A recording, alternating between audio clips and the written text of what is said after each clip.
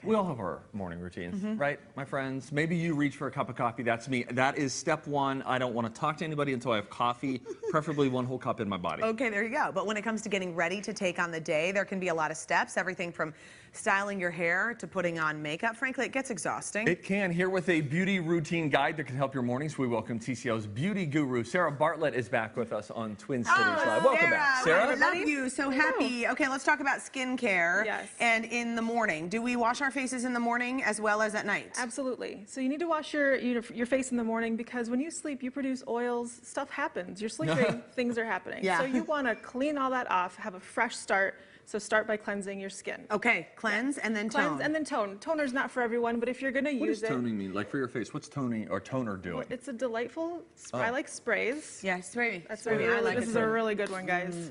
Yeah.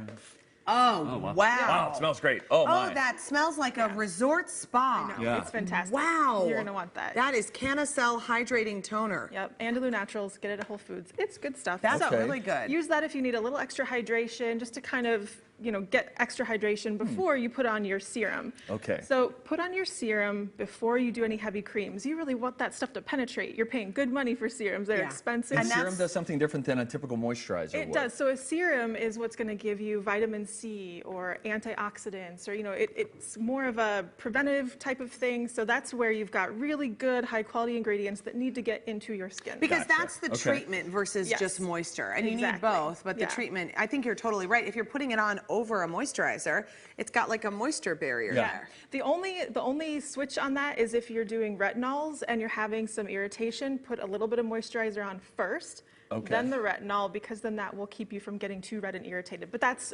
don't do that normally. Okay. Normally serum first. Make eye cream a part of your morning routine? Absolutely. And I put my eye cream on before I do my full facial moisturizer because it helps keep the moisturizer from getting too close to my eyeballs. Oh. So I don't want the sunscreen and like my typical moisturizer that close to my eyes. So eye cream and then your daily moisturizer. If you're doing it in the morning, get one that has an SPF in it. That'll save you a step.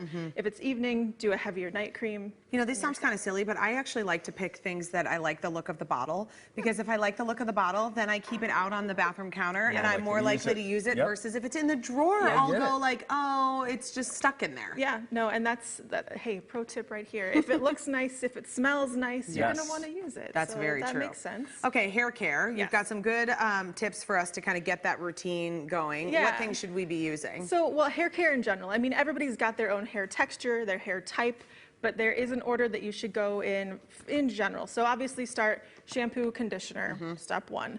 So you've got wet hair, go in with a detangler. So at that point, right after you shampoo and conditioner, you're out of the shower, detangle that hair if you have knotted hair.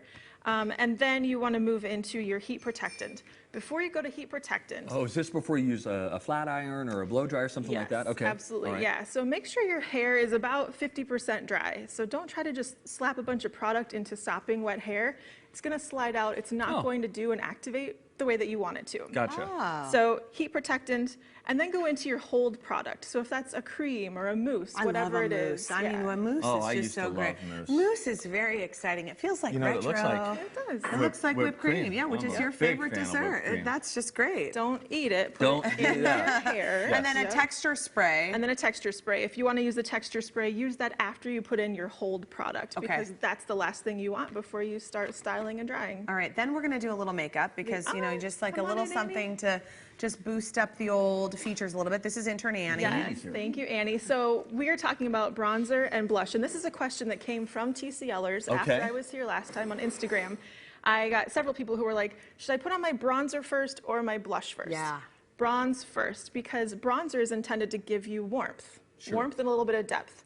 And then blush is meant to give you a flush, a little pop of health in your cheeks. So I'll show you. We've got Annie. She's all bronzed up. She is looking good. So we're going to put a little bit of this cream blush on and her. the cream blush, Sarah, what person I have become that I only want to use cream blush. Really? Yeah. I just really like it. I thought most people use powder blush. I think most people yeah. do, but you know, that dewy skin look is so in. And so if you put powder on when you have that dewy skin, I feel like it gets like, it doesn't go well. It can get a little cakey. It can just kind of sit there on the skin. I love a cream blush, especially for summer. It's so easy. Just patted that right in. But You just patted it in with your finger, right? Yeah, I mean, yeah. you didn't even have any special tools for that. Not at all. Just, Beauty, just Annie. these tools. Okay, and then the lipstick. Yes. So lipstick is another one that you can go wrong.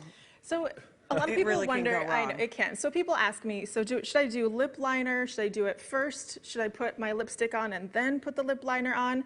And that's a little bit of a trick question. So if you're working with lip liner, which I do suggest, especially for those of us who are heading towards 40 or so, put the lip liner on and then put a little bit of lipstick on and just kind of pat it in if you want a really kind of bold, crisp lip. Okay. If you want just a everyday kind of muted, nude rose lip, then put the lipstick or lip gloss on and then just lightly go around your lips with that lip liner.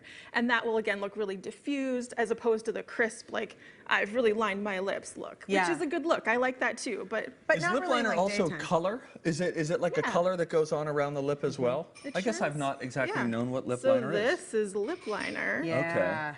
And it goes on your lips. But I think for some people, like about Sarah, that? who maybe are not as experienced with lip liner, if you put the lipstick on first and just kind of like you bet. touch the edges, it's maybe a little bit more manageable. I agree. Yeah, it is less intimidating. It's not like, okay, I really have to go in and create my own lip. You can just sort of follow your lip shape. Wow. That's really wild. Very interesting.